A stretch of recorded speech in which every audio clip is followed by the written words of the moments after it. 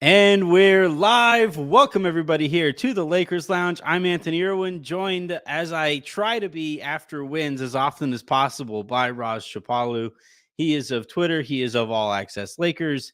He is of Lakers Detailed. He is of, honestly, not enough things. Like, we need to get Raj more jobs. So, on that front, I do have a bit of an announcement for later in the show. I guess I should probably start with it, seeing as I'm contractually obligated to say this. But I am Anthony Irwin, now of Lakers Daily. I am their Lakers insider, and I will have more details on that front from now on. But starting every show from now on, I am going to be saying that is the platform that I write for. Let's, Raj, I don't know what to say about that game. I'm going to be completely honest. I have no earthly idea how to summarize what we just watched. The Lakers beat the Clippers 116-112. They were down by 19 points going into the fourth quarter. At one point, I think the biggest lead was 21 points at any point in that game. LeBron James outscores the Clippers by himself in the fourth quarter. And if he wasn't scoring, he was dishing out the assist that would lead to the bucket. It was a masterful game from LeBron while he was being guarded by, or while Kawhie Leonard was playing. He was also guarding Kawhi in that fourth quarter. It felt like one giant reminder, because I guess there was some conversation going into it about, like, is Kawhi better than LeBron? And then you have obviously the way that the season has played out and the Lakers being reluctant to invest into this season with further draft capital. It felt like one giant middle finger. Here's a reminder, everybody. I'm that fucking dude. Like, I am that guy. Here's why. 100%. And so these clips have been going out today, and I totally forgot this. LeBron used to do this to Toronto a lot, and I'm not comparing the Clippers to Toronto, but like, you got the LeBronto name, right? And it was game one, Anthony, of a playoff series where the score is like 10-2. Like, it's not even like the game's over yet. Kyrie throws the ball off the backboard to LeBron for a dunk, and it's timeout. And you could just see the faces of the Toronto Raptors like, are they serious right now? This is game one. That's what tonight felt like. Like, I like to keep it on the court and try to break down, but what I saw was LeBron take a team's soul, like, live. They went down 18, and I tweeted, "I'm done." It just felt like the whole team not only quit on Darvin Ham, they were kind of just done with the season. And then LeBron hit a three, and then you could just see something kind of switch in him, and he just attacked Tice and James Harden mercilessly. I can't even say any. I can't even talk right now. Mercilessly. Yeah, he just attacked them every single time down the floor, and it looked like he took James Harden's soul. I mean, you just see, and I think James Harden had like 4 or 5 points in the second half, and he walked them down. And I thought this was just LeBron, like you said, reminding everybody that he's still that dude. And it's cool that he can, like, still grab into his bag and pull this out, right? Like, he can't do this every game in the regular season. He probably can't even do this 40, 50 times in the regular season anymore. But just to show that he can still pull this out, just had 2 days off, right? He's feeling good and is able to come down and absolutely just destroy the Clippers and just take over that game. Every possession down the stretch, there was no more Austin Reeves. There was no more D'Angelo Russell. They were all thrown into the side as spacers. It was just, where's Daniel Tice? Where's James Harden? And I'm going to attack them every time he got to the line. I think he got like one free throw maybe in the fourth, but he attacked the rim every single time, had some offensive rebounds. The step back threes were going, and you could just see the confidence. That was the story is going to be LeBron, obviously, but that's quite a meltdown, Anthony, by the Clippers. I mean, it's like a 37-18 or 19 fourth quarter, whatever it was. And that's how I summarize this game. The first 3 quarters were just, what the F are you doing? And the fourth quarter was just LeBron saying, I'm winning this game. We're not losing tonight. I think that's how you summarize this one. It was crazy. I made this note early in the game where it was like the third or fourth possession in the game, and LeBron hunted Norm Powell. Remember that? And then Norm Powell did a good job of moving his feet and kind of forced a kind of like fall away jumper at the free throw line from LeBron or whatever. But I thought this was a very it's like LeBron did this against Phoenix too, where like it's really clear, like LeBron will make it known that he wants to win a game, and he'll do so through action, he'll do so through tone and all of these things. And sometimes the Lakers are there to pick up what he's dropping, and other times he waits a little too long or whatever. This time, like in that fourth quarter, it was like you did mention that three, right? They called the timeout, I think, right afterward, and he went to the bench, like doing this thing, the psycho celebration that he does. And yeah, like it was really, and like we'll get into the basketball aspects of this later, but like I do want to spend some time and just like revel in the fact or relish the opportunity that we have to watch this dude at 39 years old still go out and take a newly rebranded organization's fucking soul. Like it's so insane that he was just like, no, I'm not we are winning this game. No. I am winning this game. It's insane that he's able to do that at 39. It's such an unbelievable thing to be able to watch together. No, it's amazing. And this is just the Clippers lose their last game against us in this building in the most Clipper fashion ever, right? In the most embarrassing way. And I was thinking, Anthony, you asked on Twitter, and you kind of broke Twitter with this question in terms of would you rather the team kind of just lose, and because of the what would happen if they were to win and if they were going to keep Darvin Ham from that. I just don't know how many more performances like this we're going to get. And it's just amazing to be able to watch still. This is year 6 of LeBron on the Lakers. And every time he does this, it's still just mesmerizing. And yeah, to just take it. And that's not like, this isn't a young team that was standing across, right? That's like this Kawhi freaking Leonard. It's James or an old Harden, broken down one either. Like it's right. No, this is like good basketball. This is a title contender. Like this is one of the inner circle title contenders that he just was able to walk down and just use his aura or whatever you want to call it. And you could tell there was some, and I don't like to use these words a lot, but there was some fear, or there was just like, what in the world is happening? And the Clippers choked this game away. And a lot of it was just LeBron walking them down every time and being very purposeful with what he was doing and just destroyed them. So no, it was amazing to watch. And one of my favorite kind of clips of this game, the fourth quarter, LeBron and AD kind of had their huddle where they were kind of talking about things. Yeah. You could tell it was like, oh shit, LeBron we can win this thing. Yeah, and then LeBron was kind of, because AD is a little bit more laid back, right? But LeBron was kind of, you could tell he was saying things to hype AD up, kind of like, I still need you. Like, we got this. We're still 2 of the baddest MFers in the league. These dudes can't handle us, and saying all these type of things that guys say when they're, super competitive. But no, that was, like, don't listen to Darvin. Like, oh no, come on. Give me the ball. Darvin's trying to run a set for D'Lo. Fuck him. We're just running the LeBron offense. Oh man. There's a couple things that I want to play having to do with this game, or a couple things I want to point to, because I think this is just such a perfect summary of this game. Raj, you have 2 tweets about 14 minutes apart from each other. Yes. They're getting, I've seen it a million times now. Done. And then 14 minutes later, we back.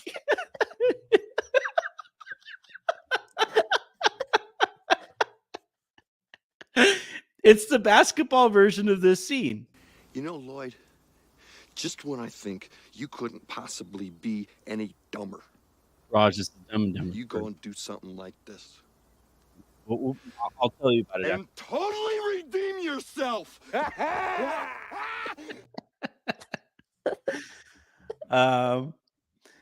Yeah. Do you watch Dumb and Dumber? Please tell me you watch Dumb and Dumber. No, I've heard of Dumb and Dumber. I haven't seen it. No, I've heard of it though. I've heard of it. I've heard of it. I've never seen it, but I've heard of it. Where would I watch? Like, I don't even. I've heard of it though as a comedy that people reference before, but no, I've not seen it yet. It's like, I think almost quite literally the most quotable movie of all time. Really? Yes. I've never seen that scene before in my life. Unbelievable. Comments, like, please jump in here. And by the way, for those of you who are watching live, whether it's on Twitter or on YouTube, please hit that subscribe button. If you're watching on Twitter, please subscribe. YouTube.com/@LakersLounge is where you can find us break these things down after the game. That'll go on the bucket list of movies I'm supposed to watch. This that is like one, The legitimately one of Godfather. my favorite movies of all time. This is like we'll do this bit that isn't really a bit from time to time, and I enjoy explaining these. No, this is just breaking my soul. Like this is probably where I get like the vast majority of my humor from. It's from Jim Carrey yelling at people in the hallway. We landed on the moon. Oh God! All right. Really quick, just to be fair, I tweeted that when Norm Powell hit a turnaround step back 3 over Austin Reeves. The end of a quarter. But to put the lead It at should have been an 18. and one, honestly. Right. I was done. I thought it was over. Right when I put one foot out, Anthony, the Lakers throw me all the way back in. So we are all the way back, baby. We are all the way back in. Another quote that I guess you're not gonna get is like, every time I think I'm out, they pull me back in. Right? No, it's Sopranos. That's Godfather. Oh, right. Yeah. Okay. Yeah. Okay. I haven't seen it. Let's talk about. All right, I actually think that there are some micro and macro takeaways from this. I want to start with the macro actually, and we'll kind of whittle it down here as we go along here. And the focus here is going to be LeBron and how many times it feels like he has to keep on like proving to people. I guess like the conversation over the last couple of days after Brian Windhorst's report about him wanting to sign a new multi-year deal with the Lakers this year. Is he worth $60+ million a year at age 42? You had the Lakers not do anything at the deadline for the second time in 3 years with LeBron, and basically kind of put up the white flag and said essentially like, all right, we'll see what we'll see what this roster can do this season, but we aren't really interested in investing further draft capital to fix this thing, which I think kind of is a bit of a slap in the face to LeBron. And then he has a quarter like this, and he has runs like he has had this season, and he has an entire season as he has had this season. That like it's just reminder after reminder after reminder. Hey man, I am that good. Please, for the love of God, meet me halfway, right? And I would even say at this point, he's like, meet me 1/4 of the way, right? Meet me, 35% of the way here. I am doing everything I can. I am legitimately redefining what it is to age in a professional sport right now, just to keep this stupid organization's title window open. And yet every time it comes time to invest further in this organization, it's like pulling teeth. It has to be super frustrating here, right? Like it has to be just like, soul crushing to be able to do what he did tonight and know that he's able to do what he did here tonight and still have to go to the front office and be like, please, Rob, please, Jeannie, please give me more to work with than that. Please give me more to work with than Spencer Dinwiddie as a miraculous buyout who has played like shit ever since he got to Los Angeles. Right. Yeah. Dinwiddie, I think, had 1 or 2 good games, and he's really struggled. No, that must be tough for LeBron. And like you said, the conversation has been, is he worth the $60 million or whatever? LeBron's going to get paid the max. I think that conversation that doesn't really make a lot of sense. LeBron's going to get every penny. But the point of having to continue to prove it, I think the point is, Anthony, that it's just never been done before at this age, right? And I think that's such a tough kind of line to walk. But I think I agree with you where if you're in the LeBron business, you're in the LeBron business. You just are. And that means you are in title mode every single year. And it's tough, I'm sure, for him to see all these teams making moves, right? The team we just played, Phoenix, was able to acquire Royce O'Neal, right, for a couple second rounders. And he drops, I think, 20 and 10 on our heads during that game. But and LeBron sees our front office kind of not make any moves. I'm sure it is frustrating for him. I think from the front office's perspective, they're like, hey, look, we just built this team. We just built this team for you in the summer. We just invested in all these guys. I know it pains people to say this type of stuff, but Jared Vanderbilt is out, who was supposed to be a vital kind of key cog to this. And there's two sides to this as well. LeBron's like, look, I've missed 6 games since the All-Star break. I played almost every single game. I've sat out very few games other than back-to-backs. Anthony Davis has played in almost every single game, and it's tough to kind of, fight that back and forth. But no, it is tough for him, I'm sure, for LeBron to continue to have to, I guess, prove, himself to the team and prove to others that, look, I'm not a normal 39-year-old. I'm still going to be impactful next season. I'm still going to be this freaking good. And that's the part that's just incredible to me, Anthony, that like the drop off from LeBron, whatever it's going to be. And I think it's more, you see it more on the defensive end than anywhere else, because honestly, where this game changed and the offensive stuff is going to get the loudest headline. Obviously, the 3-pointers made. He goes 5 for 8 from 3 in the fourth quarter. All the, attacking switches. Anthony, it's him switching on to Kawhi. That changed the whole game, right? Kawhi was being guarded. It was, it was pulling your hair out about, we had Taurean Prince on him on purpose for a lot of these, Even for a lot of Cam tonight. is out there. You're playing Cam Reddish and Taurean Prince is still guarding Kawhi. This is insane. Right. And then Rui was also on Kawhi a lot, which I think Rui should be able to stay with Kawhi, but Kawhi kind of has more foot speed than people expect.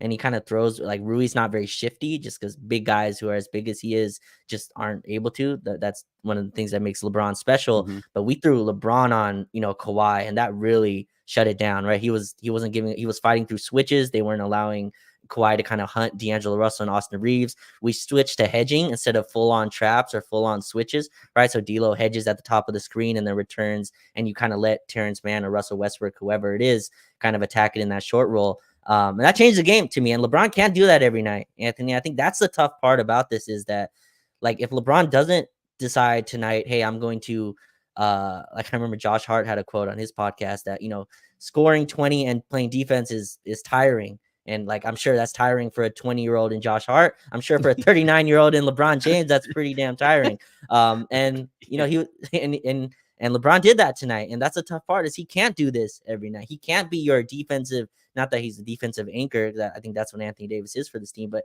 he can't be your defensive boost and put up 20 in the fourth quarter on a consistent basis. And if he can't do that, you're probably winning at the pace they're doing. But LeBron's showing, like, hey, give me some help in the regular season and I'll carry you when it matters. And they showed that last season, which that's the kind of tough part that I'm sure they're fighting. But no, LeBron was just masterful tonight. This was a masterful LeBron performance for sure.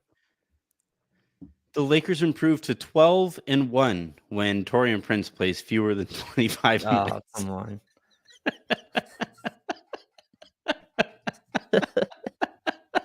That's not fair. 12-1. And I think the one happened when he played like 24 minutes and 59 seconds or something like that. Like, I think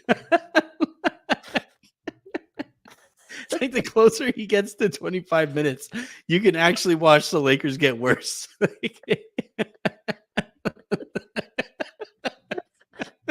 Their win percentage just drops. It's just like, like the lead tracker, just you tracking Torian's minutes.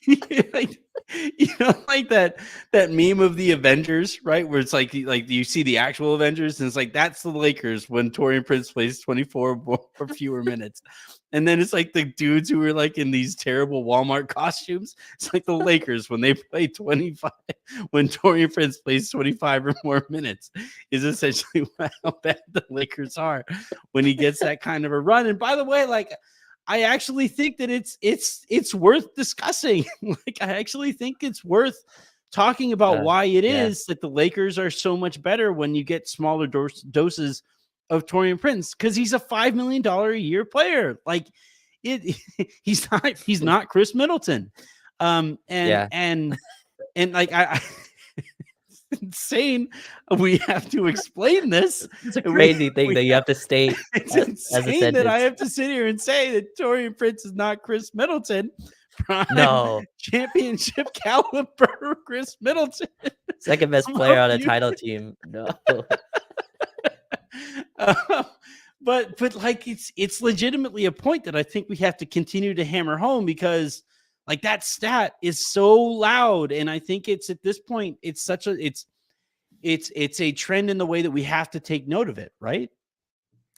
Yeah, for sure. And I do think Torian because now that Rui's starting, Torian's coming off the bench. I do think he's been helpful, and he's been a guy that has been helpful in defensive situations as well. It's tough that he's been thrown into this, starter, level minutes. And the saddest thing about tonight, and they did win, so it all I guess works out and I think you predicted this as well, that Max Christie is just out of the rotation, and I think that's very unfortunate. Shout out Max Christie. He was at the South Bay game last night. One of the few Lakers that goes and supports the G League. There used to be a lot of players that go down there, but in any case, yeah, it's sad that Prince's minutes and Cam Reddish's return has kind of taken Max out of the lineup. And Darvin 100% has an affinity for Torian.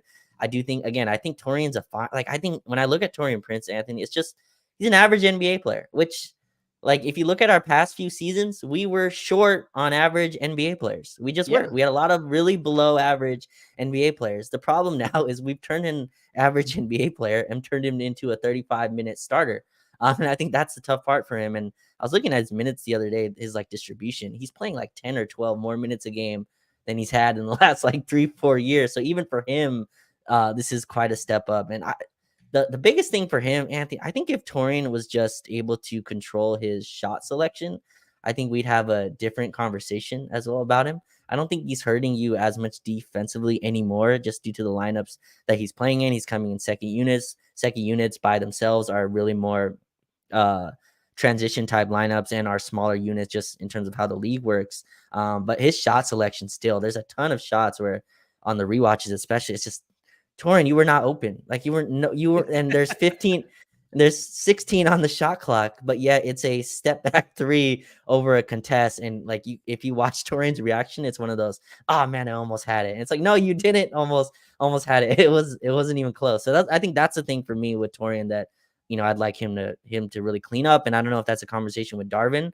I see this with Cam Reddish as well. Cam came in, Anthony, I don't know if you remember, but his first two shots were the first one was a step back mid-range pull-up, and the second one was a tough three over a contest. Those are just shot selection stuff that I'd like him to clean up. That I don't know if that's the messaging that's coming down from Darvin in terms of that he has the freedom to take those, but that's the stuff I'd like him to clean up. He's actually hitting his mid-range bank shots at a pretty good percentage. So if you want to do a Chris Middleton comparison, that's kind of the one place you could probably look at. Torian and Chris Middleton hit bank shots from the mid range at an okay rate. But other than that, yeah, I would like Torian's kind of step back threes and one dribble pull ups to be taken out of our offensive diet, and especially when you have as many guards and creators. And you just signed Spencer Dinwiddie, there's no reason Torian Prince should be taking step back off the dribble jump shots. But I don't think that's changing though anytime soon. And I think Torian's going to continue to get his 25 to 20 or to 30 minutes, and the Lakers kind of have to work around that right now. I don't know, man. The whole point of having a front office and having a any kind of an analytics department is to relay information hey guys, you're 12-1 when this guy plays this many minutes or fewer, right? That's the whole point of having a fully functioning organization, is to be able to go to Darvin and be like, I know you see this guy as one thing, but this is who he actually is, right? And we're reaching a point here with him where we're so far beyond the point of diminishing returns that it becomes we can't have a fully genuine conversation about the guy because the situation has gotten so ridiculous, right? And we can't have and this has been my problem with the Lakers all season, is the fact that we can't have a legitimate conversation about various guys over the course of this roster. You look up and down the roster and we can be like, well, sometimes Rui looks great, but other times he runs corner to corner. Sometimes, Max Christie looks great. So Cam, you made the point about Cam tonight. I thought there were two very distinctly different versions of Cam Reddish tonight. When he first got into the game, he was like, woohoo, it's go time, baby.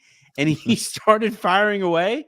And then the second time he got in, it was the guys got to him. It was like, if you shoot at all, you are packing your own bags, sir.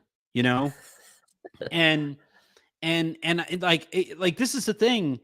It sounds harsh or whatever, but that's how functioning organizations work, right? It's not, this isn't a Lakers specific thing. This isn't a Torian Prince thing. This isn't like in every organization, you have people who fulfill various roles, and you push them as hard as you can so that they could find the best and optimal role for themselves where they do the most for your organization, but you don't cross that point of diminishing returns. And like so often with Darvin, he pushes, but he never kind of recognizes, okay, we have exceeded what this guy can do, right? Let's dial it back. And like, as we dial it back, we can dial it up with somebody else, right? And I think this is going to be really interesting with Spencer Dinwiddie, where like we have exceeded the point of diminishing returns the second he steps onto the court nowadays, right? Like as soon as he plays any basketball whatsoever for the Los Angeles Lakers right now, he is playing in a role that exceeds what he is capable of doing as an NBA player right now. That is not what we would say about Max Christie. Max Christie right now is an objectively better basketball player than Spencer Dinwiddie. It's not about like, there's no conversation to be had. This is not something that is up for debate. They do different things on the court and all that stuff, but you have like what Spencer brings to the table, you have plenty of. You have creation from D'Angelo. You have creation from Austin. You have creation from LeBron, especially when he plays the way he did tonight. And by the way, that's probably the way that LeBron is going to be playing for the rest of the season, because he recognizes that all of these games are must win.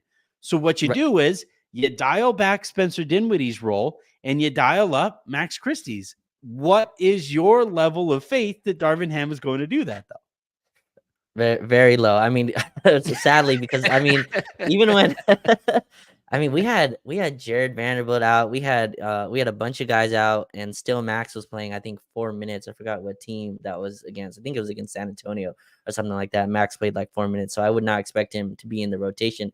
Just to be fair for tonight, Torian, I know it doesn't feel that way, Anthony. Torian only played 17 minutes tonight. At least that's, I think, what I'm seeing in the box score. So 4 field goals. But no, you're right. Like, you look at the team opposite of us tonight, right? They traded for James Harden and PJ Tucker. PJ Tucker, who had a role in Philly or wherever he was, I believe he was in Philly. And in Philly, and they said, "Look, we're gonna try this out." PJ Tucker was terrible. It was very clear that PJ Tucker was past his role of ability. Wasn't taking corner threes. Was rebounding. Was really doing not much else. And Ty Lue's like, "You're not playing anymore." And they just and they completely shut it out to the point where PJ Tucker went in.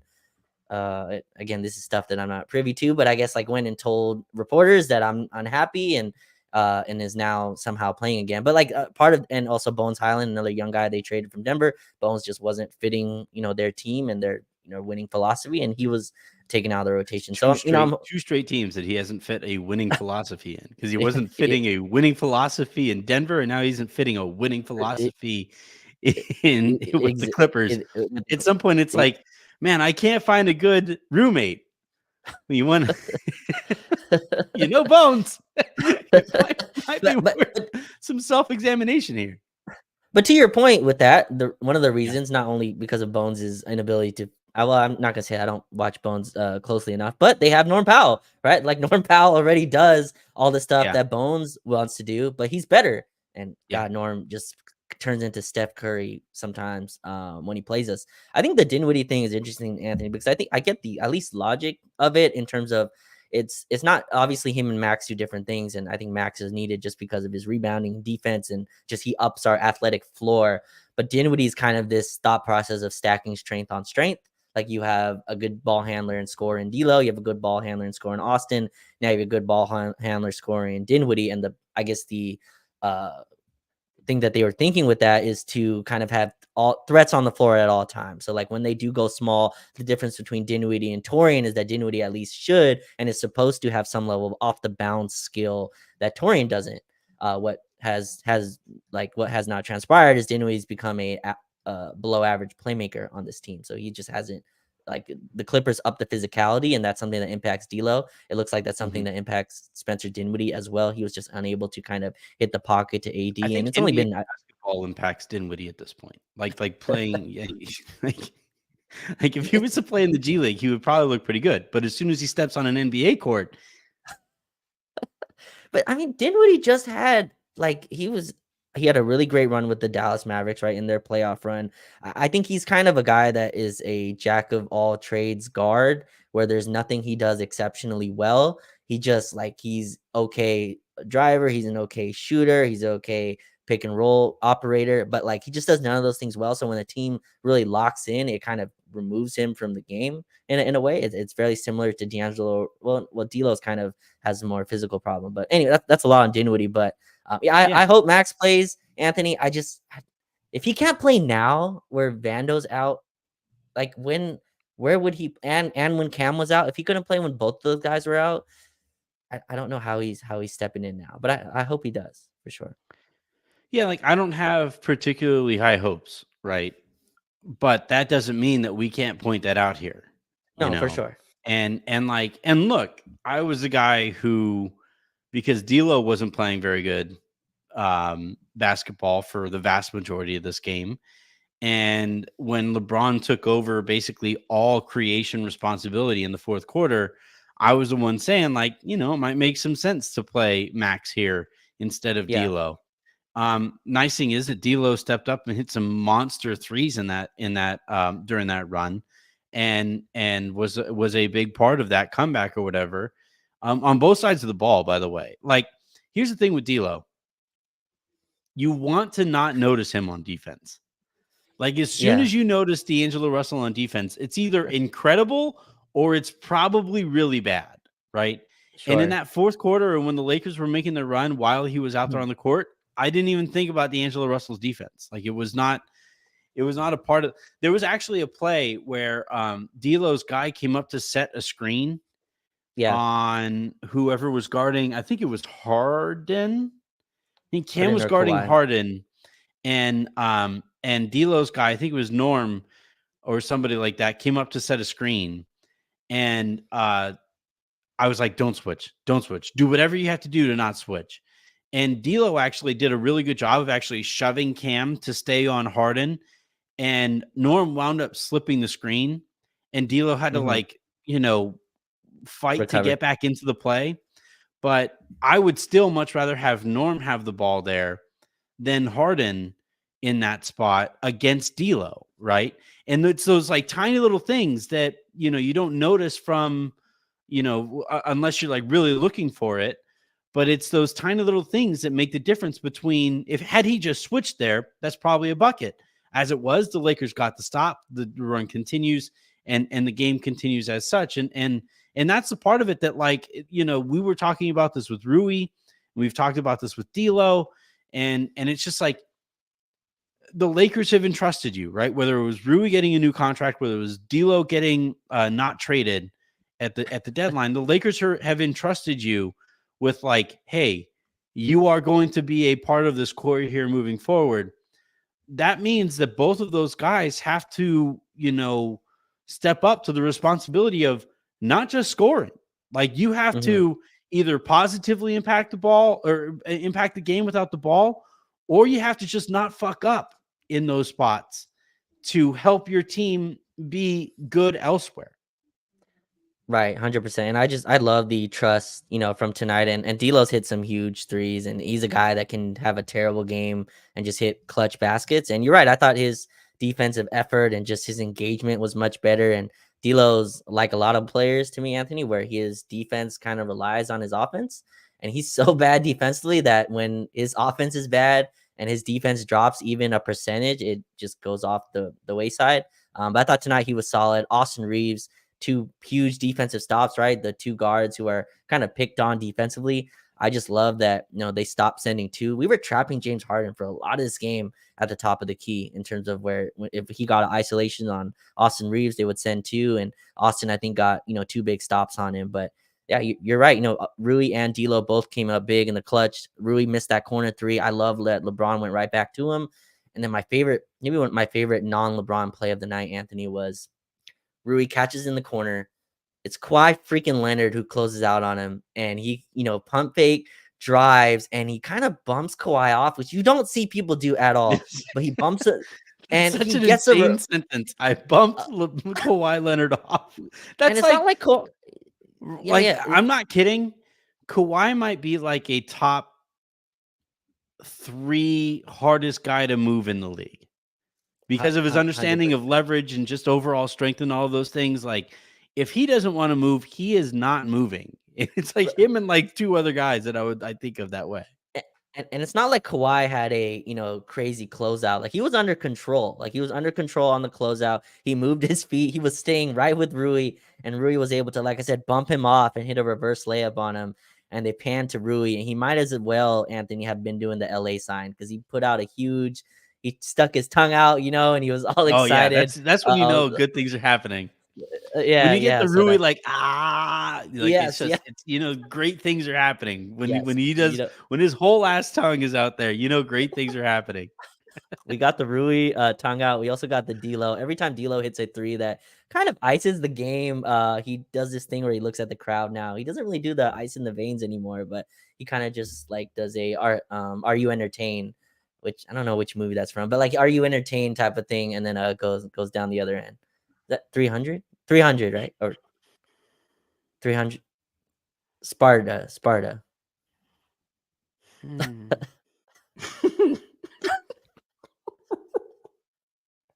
Are you not Are you entertained? are you not entertained? That's not 300. It's Gladiator Oh, with Russell Gladiator. Okay. Crowe, I've not Joaquin seen that one Phoenix. yet. Like one of the best movies in the history of cinema.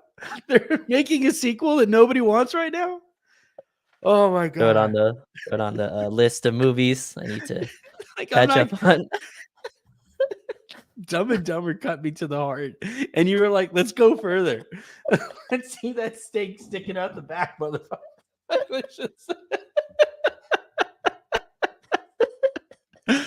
Are you not And entertained? Like it's insane.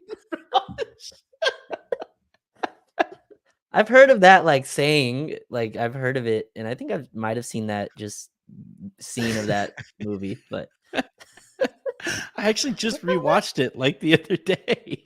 you rewatched it? Nice. Yes, yeah. It was on Netflix. It might still be there. Help me out, comments if you guys have seen it there.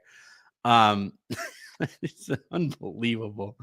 All right, let's get you out of here on this note. And this has been fun. Honestly, like we could have had like a more serious conversation on all this stuff.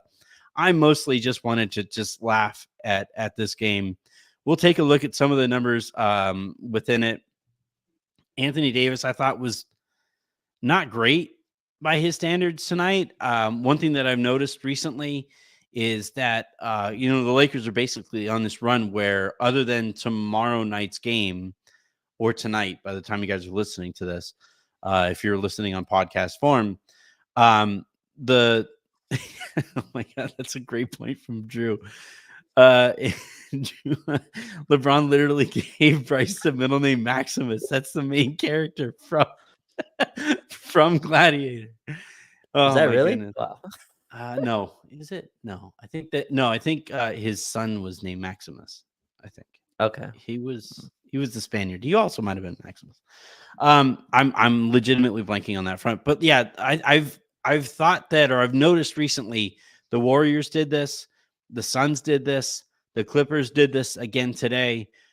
Teams are really forcing Anthony Davis to hurt them himself. He was doing a great job, I thought, when the Lakers were playing their best basketball, being a facilitator and being kind of the central hub, especially in those second units when LeBron isn't out there, and really running the show.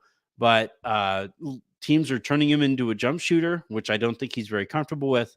And they are sending traps at weirder angles now that he isn't quite ready for. And has really impacted his ability to pass the ball out of those double teams. Is there anything that the Lakers can do, do you think, to get him back to facilitation mode? Because I think that's when they are at their best, and that is something that they're going to have to find again. I thought tonight they tried to force him a little bit too much, kind of on one side of the floor, and I think Tyloo Anthony is the best in the league at just throwing the most creative double teams at him. The main I don't know what character this is. from Gladiator was Maximus. Russell Crowe was Okay. Maximus. I'm glad we got that figured out.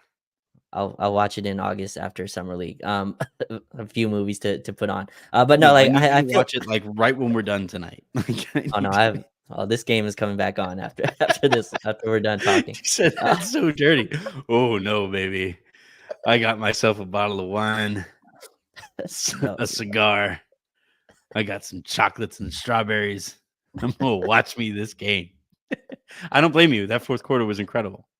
right. No, yeah, no, I really can't wait. But for Anthony Davis, though, again, like I feel like this is a game like probably 12 or 13 against the Ty Lue Clippers, and every single game feels like goes the same way. The conversations are the same because a lot of them have been losses. Why did Anthony Davis only take one shot in the fourth quarter, or why did Anthony Davis only have 4 shots after the second half? And I think Ty Lue is just really smart at manipulating where the doubles come from. They're never from the same side, right? And Anthony Davis has improved a ton as a passer, as a playmaker out of those, decisions, but they're just really creative with it. And the double is coming from like a guy like Kawhi Leonard, who you just pointed out is really smart with that, with his hands, and they zone up a lot of they zone up on him a lot, when he's isolated in the corners or when he has the ball on the side. And like your cuts have to be a little bit more strategic. I thought our spacing principles were a little bit off. There were a lot of times where like Cam was the one on the strong side and they were able to really play off him. Russ was cheating a lot off of his guy, but yeah, I think they're just really good with it. And I would like to see AD play a little bit more from the top of the key, be a facilitator a little bit more at the top off of handoffs and off of pick and rolls. And Anthony, he's just going to have to hit that jump shot sometimes. That mid-range pull-up off the pick and pop, if that's open, that's just a shot that he's going to have to knock down to keep the defense honest. But with the Clippers especially, Tyler was just not going to let AD beat you, almost to the point where he would rather have LeBron get one-on-one singular matchups than allow AD to kind of cook his centers in one-on-one matchups, because that puts his bigs in foul trouble, and that has a lot more, domino effects on the game. He'd kind of let LeBron kind of cook you in one-on-one step back situations, and LeBron did that tonight. But yeah, AD struggled, in terms of being involved offensively. I heard JJ Redick also was saying, why don't they just throw it to AD in the post? And it's because the Clippers just don't allow you to attack from that they don't allow your attack to come from there a lot of times. But I would like to see AD move a little bit more to the top, use his handle a little bit more. I don't think he shot a single floater tonight. Everything was a jump shot or was a dunk at the rim. I think he missed all his threes as well. I'd like to see that return to his game. But yeah, the Clippers just make it tough. Ty Lue's really good at that. This is like the 15th straight game where Ty Lue's like, AD's not beating me. You're going to have to go, a different route. And they did. LeBron took it home. Yeah, I think the only thing I would say there is that I think, like you always hear this phrase in basketball, you have to do your work early. I think in these games against these smarter teams and against these smarter coaches that know that they are going to take Anthony Davis or do whatever they can to not allow Anthony Davis to beat them, I think the Lakers have to do their work early and get him to the free throw line so that he can actually do this motion, like the shooting motion, and see the ball go through the basket. He got to the free throw line tonight 5 times, made 4 of those shots. But like you watch him shoot those mid-range jumpers, especially early before he's gotten to the free throw line. And it is literally like, you kind of see him, I'm going to back off as far as I can here. But like you kind of see him do like, it's like, I got to shoot. Okay, I shot it, and it's just, it doesn't look very confident. Sure. Whereas like when he really has it going, right, he hops into it and it's just like the nice fluid motion. It's like a really nice, really quick shot that he can get off whenever he wants. And I think a big part of that is like, whether it's getting a dunk to really like get his kind of juices flowing, or getting to the free throw line so that he could shoot that ball from around that same range. He could shoot his mid-range jumpers like a free throw. Like if we are being completely honest, he like teams, if they're backing off the way that they are, he could take his time and shoot it like a free throw. So getting to the free throw line, and shooting it like a free throw actually helps him within the rhythm of the game. And I think that's something that the Lakers are going to have to figure out a way to do.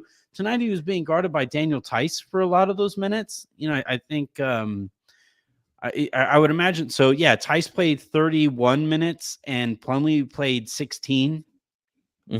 I don't know why the Lakers didn't do more to get AD the ball in the post and just tell him, like, shove him in the basket, because he's giving up. Tice is giving up like 30, 40 pounds, 4 or 5 inches to AD. And we Yeah. never really saw, AD isolated in the post against the Clippers. And if they sent a double, like, okay, they sent a double.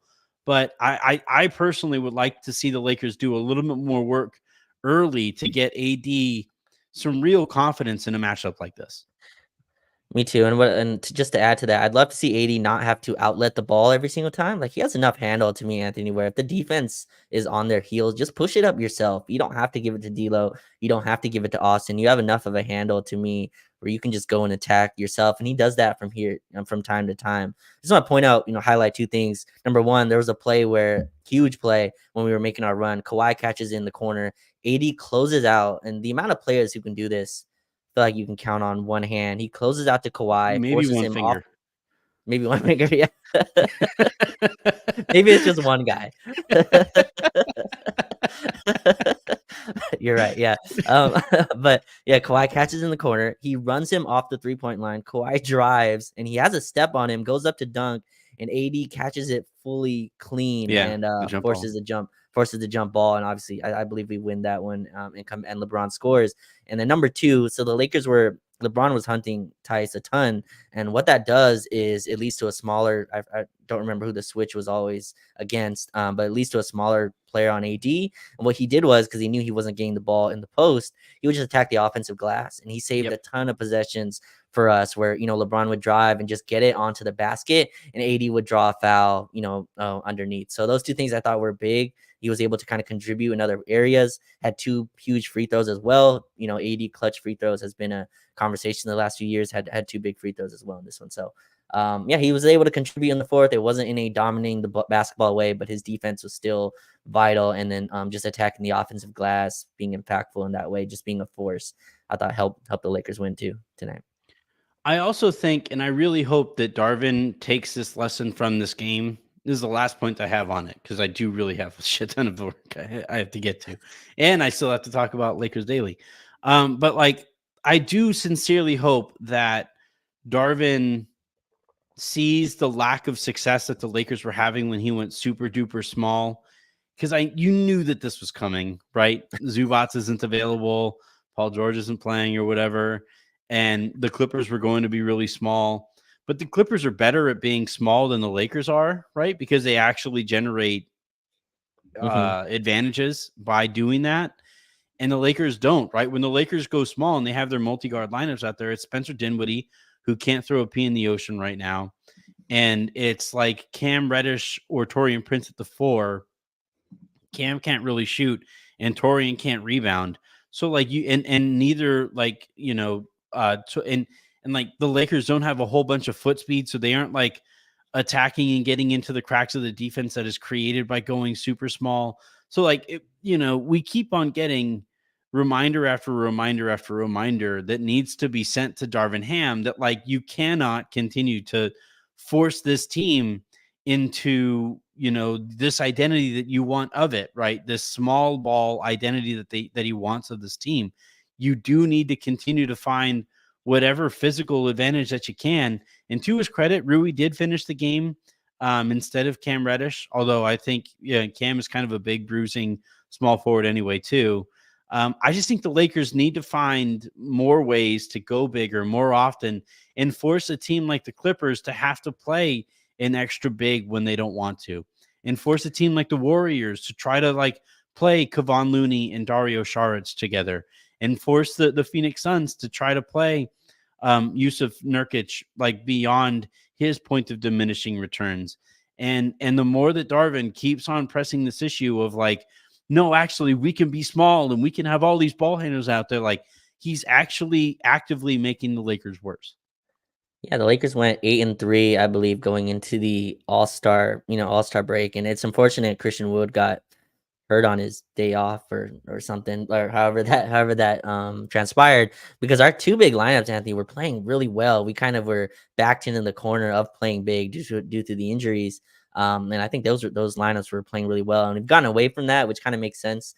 Anthony Davis needs a break, and unless you're going to play these small lineups, they're just very tough unless you up Jackson Hayes minutes, which I'm actually not Jackson Hayes, well, tonight was just really struggled in pick and roll defense. But I do think like that's a place where AD can kind of also rest a little bit. He doesn't have to be the 5 on defense, and it's a place where you can also just up your physicality to play bigger. But hopefully Christian Wood is coming back in about a week or so, and he can kind of return to these 2 big lineups that were playing really well and really, I think, are the identity of the team, right? Rui, big bruiser, LeBron, big bruiser, Anthony Davis, Christian Wood. Hopefully Hayes is involved in that. Vando's involved in that. And then you have your skill guards kind of supplementing it. But yeah, I agree with you. I think this team needs to play bigger, needs more size. We got like a minute and a half of Rui or LeBron at center, whoever you want to place there. Yeah. And they got fried. I think it was like well. minus 12 or something in a minute of action. So hopefully we don't see too much of that going forward. Yep. All right. A quick little, I guess, personal note. I shared this information on Twitter today, and we'll be offering up more details in the days that follow. But I accepted a position with Lakers Daily to be their Lakers insider. And so what that means is that I will be doing my kind of exclusive reporting there in written form. And then, so I'll write about it there, and then I will come on here and expand on that and discuss whatever reporting that I have just done there for Lakers Daily here in the lounge.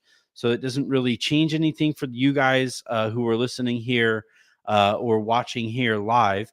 A reminder, please do hit subscribe there on the below the video that you guys are watching right now. You can see it there in the bottom right there. You can see the Lakers Daily emblem and logo right next to Odyssey's as well. Those are my 2 employers as they exist right now. It's kind of tough to do this mid-season. I am retooling Substack to make it more analysis based, and I'll use it to also kind of talk about the league and sports beyond the Lakers. So I hope that you guys continue to subscribe to that as well. But yeah, I'm really excited. Shouts to Brad on for bringing me onto that platform. I cannot believe that some English major who did not try to be a newsbreaker in any real way is now paid and legitimized as a newsbreaker. That is something that I can now say that I am, and it's frankly because of you guys. I'm not kidding at all. Every bit of success that I have in this industry is because of the success that you guys continue to show me, and I am forever grateful for that. So that's that. I hope to have my first article dropping on Friday, March 1st, which is my official start date, where I will look ahead to the stretch of games that the Lakers are currently on. Right, they are now ahead of schedule in this stretch by winning this Clippers game. They have to take care of business against Washington. I would imagine LeBron doesn't play in that one. I'll work to get what kind of information I can get on that front. It was funny to see Darvin Ham say that he is not sure quite yet. It's mostly because he and LeBron don't really talk anymore. But yeah, I do want to, really honestly thank everybody here from the bottom of my heart. Raj, you've been a big part of this as well. And supporting and retweeting when you have, and coming on here on the show. And as I hopefully get bigger, and as this show gets bigger, we can keep on building and legitimize all of this stuff here further. What that means is that I need you guys to keep on subscribing wherever you get your pods, wherever you're watching here live. If you're watching on Twitter, please do go to youtube.com/@LakersLounge and hit that subscribe button, hit that like button as well, because that really helps in the algorithm as well. And yeah, we'll keep this thing rolling. All right. Just really quick, congratulations to you, Anthony. Some of your reporting has given me a peek into, I guess, the kitchen of how some of the NBA stuff works, and a lot of the stuff has maybe a little sad of what I've seen. But yeah, no, congratulations to you. And I'm just, I just, like I said to you earlier, when you break the Jalen Hood-Schifino starts, game, I'll be excited for that. So I'll be looking forward to that for sure. But congratulations again, Lakers Daily. Make sure everyone go and follow them on Twitter and everything.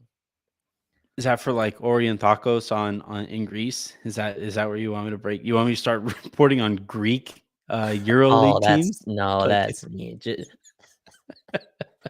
He's averaging 26-4 in the G League, people. All right, he's playing well.